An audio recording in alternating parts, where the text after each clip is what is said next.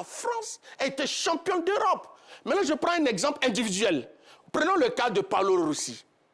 Avant la Coupe du Monde 82, il était en prison. Vous n'allez pas revenir sur ça encore. Non, il était en prison. D'accord, oui. Il n'avait pas joué de match amical. Il n'avait pas fait de préparation. On l'a sorti de prison. Il est venu, il a été meilleur buteur de la compétition. Je vais dire que c'est des professionnels. Ils jouent en club. Ils ont préparé leur début de saison et par rapport au championnat auquel ils participent, ils sont en forme. Ils sont dans la tactique. À vous écouter dans ce cas, pourquoi faut-il avoir des matchs amicaux alors? Non. Apparemment, vous écoutez, on ne doit même plus avoir des matchs amicaux. Non, je n'ai pas dit cela. Monsieur Magad, je répète, je dis que ce qui est arrivé à la Côte d'Ivoire, c'est par rapport à une décision de la FIFA. Très bien, là on est d'accord. La Côte d'Ivoire avait préparé ses matchs. Mais en dehors de ces matchs amicaux qui devaient avoir lieu, la Côte d'Ivoire a trouvé une solution palliative qui est l'opposition interne. D'accord. Donc, ils ont joué. Et l'entraîneur a pu voir les joueurs en situation de jeu. Et il a pu voir est-ce que ces consignes tactiques ont été appliquées. Voilà pourquoi on fait des matchs amicaux. C'est pour avoir des réajustements. Donc, en dehors des matchs amicaux entre nations,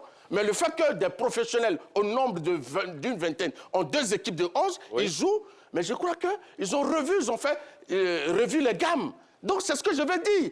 C'est vrai, le match amicaux aurait peut-être permis de voir d'autres choses par rapport à des adversaires qui ne sont pas des joueurs internes. Mais le fait de ne pas avoir ces matchs, ça veut dire que le travail s'est poursuivi et ce qui devait être fait lors des matchs amicaux, cela a été fait au niveau de l'opposition interne. C'est ce que je suis en train de me vertuer à dire. Avançons, mon cher Bouli, oui.